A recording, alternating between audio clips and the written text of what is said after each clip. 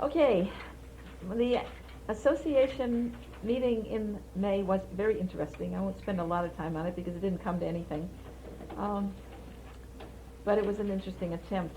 The girl who was mainly responsible for getting it together, she's working on her PhD in psychology under Dr. Hans Eysenck and doing a dissertation comparing astrological methods of chart comparison with psychological methods, questionnaires, to try to evaluate marriage compatibility. And she's getting not the traditional things, but some correspondences, and I don't know how it's going to come out in the end, but she's working on that.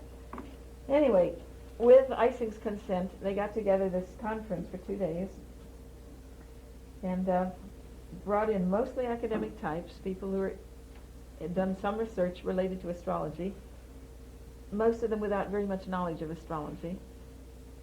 Somebody sent me the program and said if I wanted to come I could be on the program, and I looked at it and there wasn't a single astrologer on it except Jeff, and all the rest were, as I said, professors and people in the academic world. So I wrote and said, okay, I'm willing to come if you'll let me do a real chart. They ought to see, if you're going to get some academic people out to talk about astrology, you ought to have somebody who's a professional astrologer doing a real chart. So I offered to do a blind analysis of somebody they had psychological tests on, and went assuming that's what was going to happen. When I got there, I couldn't find anybody with a really dependable birth time that we had psychological tests on. Now, I personally suspect that she was afraid I would blow it. She really didn't have the faith that I could do a blind analysis and not really make astrology look bad. So I suspect that's what happened. Anyway, that's what she said. So she said, do anything you want to do, So I did Jim Jones. And it was a kind of anticlimax because they had very academic talks all day, full of statistics and not saying much. And at the end, after dinner, they had this guy on who got up and said even less. He was half drunk and a nut to start with, and he went on and on and on and blithered and flattered, and everybody was so tired and fed up by that time, and they all wanted to get to join to the bar, and which is where conferences usually end up. And so they decided to join to the bar and let me give my talk in the bar, which is what we did. So they brought a blackboard up, and I did Jim Jones in the bar. So I don't know what if anything came out of that. But then the next day we went on till supper time, the second day. The most fascinating thing to me was the total ignorance of the academic people who, they were like little kids who had just discovered the ocean, and they had their finger in the little tidal pool, where a little wave had gone up on the beach, and they were saying, look, how exciting, and not knowing anything that they were dealing with. And trying to, and the other thing that was particularly, I don't know what to call it, but they were really desperately trying to find a physical explanation for astrology, because they kept saying, every one of them practically, we can't really be scientific until we can find a physical explanation. We really can't get astrology as part of science until we can find a physical explanation. We got to find a physical force. How is this happening? Okay, dissect the subconscious. Yeah. So that's where they were, and the saddest one of all was a biologist who really meant well.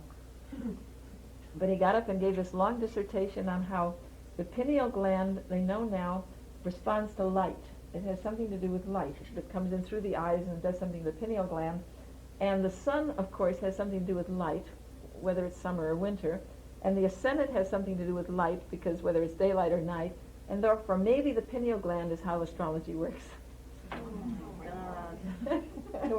It was sad. That's the level of the academic astrology. Yeah. We did that once years ago when I was learning astrology. We used to have classes every Friday night in my house, and they were really just informal workshop sessions together, and anybody could come in and get their chart done free if they would just give us feedback, so we could see how we were doing. And so this man came in one night, heard about it, and people would show up that we'd never heard of. We didn't know how they even learned about it, but they would show up, and we put his chart on the blackboard and discussed it. He wanted to know particularly about vocational potentials. He had Neptune in the 10th, I forget what else. And we talked about different possibilities, 3 major job potentials, and agreed that the most, he really might like to be even a minister, but next to, short of doing something really spiritual, that some kind of selling and promoting, or public relations, or idea person would be suitable. When we got all through, he kind of grinned and he said, well, with those three main things that you've listed, I've done all three of them, and I'm now doing the last one that you said would I'd probably be most congenial. And he said, I also wanted to tell you that I've just come back from California, where I spent 2 days having psychological tests. Cost me about $300 for the test for 2 days, and they told me essentially what you've said, except you were more thorough. Yep. That's just what I found after 6 weeks.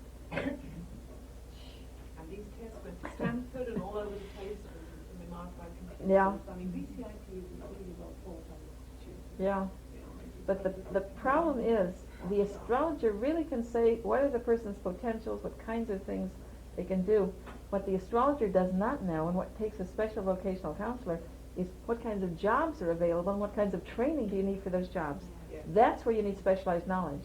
Not in evaluating the person, but in knowing the job market and the training that's necessary for that job market. And that's where we need some extra help. Where the astrologer alone, without that specialized knowledge, can't do it. So we need to work together. It shouldn't be an either or. Life is an and. Yes. Anyway, the upshot of the English conference was rather sad. Not connected to the conference, but it turned out, one of the men who's involved with the department that Ising's working in has been totally hostile to astrology from the beginning. Now, Ising started out because his wife was somewhat interested, and he's a stormy petrel in psychology, and he's willing to look at anything, even the establishment doesn't approve of it. So he's very independent on that score. And she got him curious and interested, and he did a project with Jewish astrologer.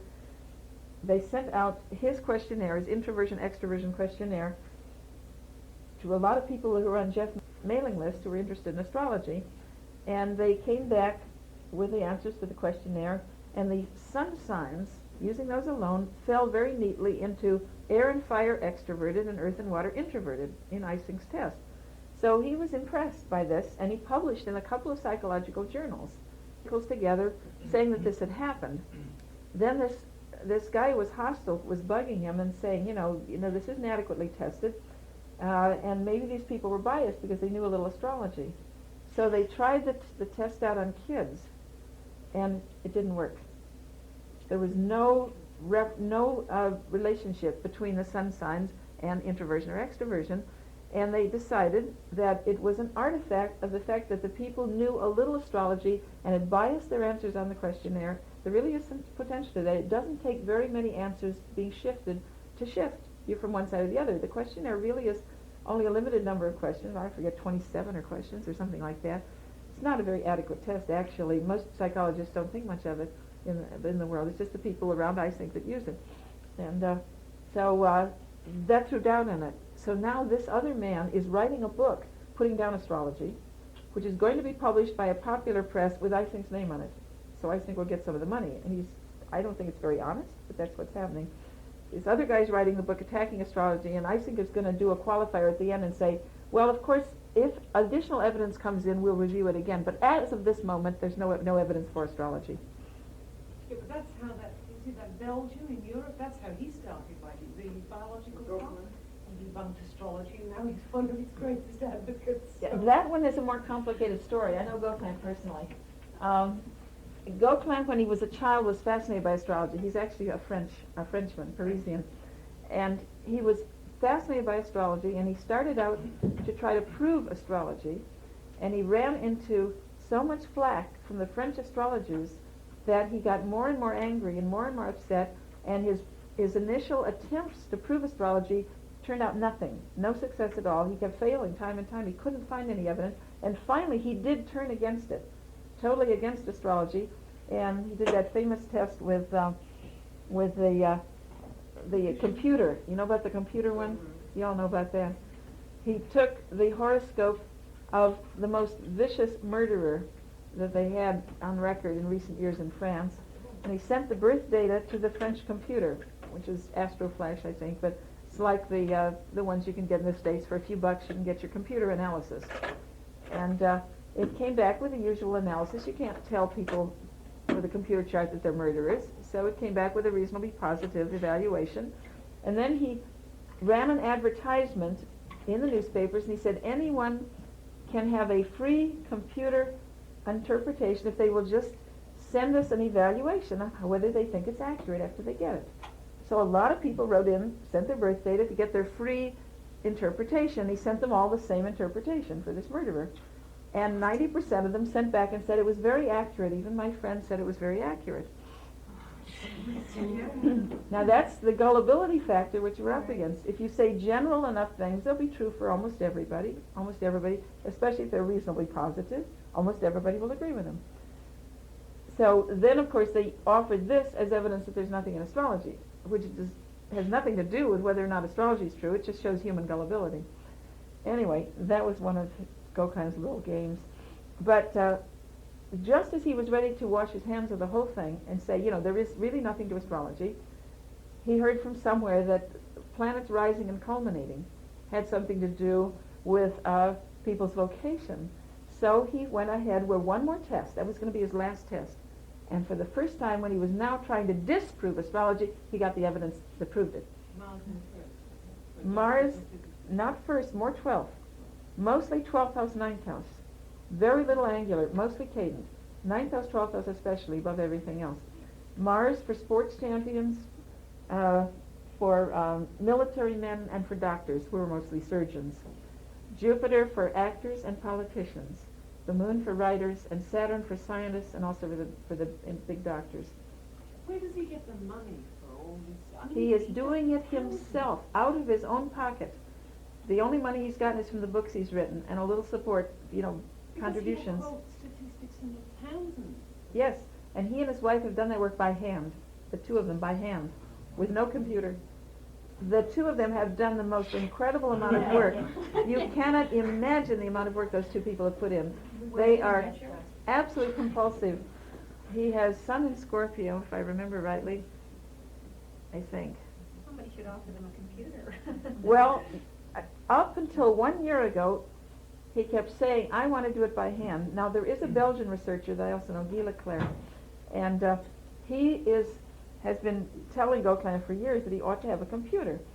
And he kept saying, no, when I do it myself, I know what I'm doing, and I want to do it myself. He and his wife together, the two of them. No kids, that's their life. And so last winter, he went to San Diego, and he stayed there, and they ran some of his stuff on Neil Mickelson's computer, Astro Computing.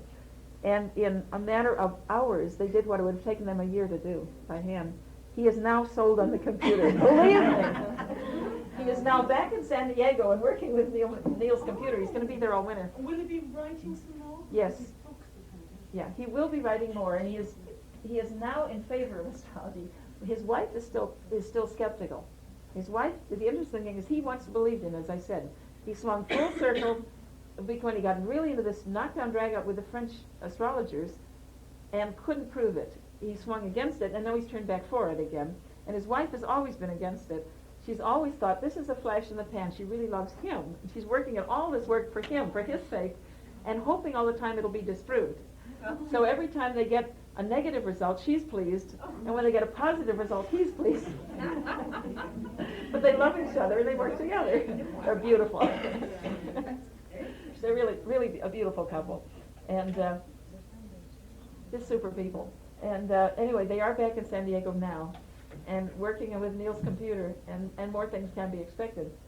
But so far, what he has done is absolutely substantiate the nature of the planets. Mars, Jupiter, Saturn, Moon, Venus. He's got very clear, accurate things that fit the astrological traditions for those planets. He does not have as accurate things for some of the others. There's not very much for the Sun. The Sun comes out vague, amorphous. Not very much for Pluto. And Mercury comes out like the Virgo Mercury, hard, driving, calculating.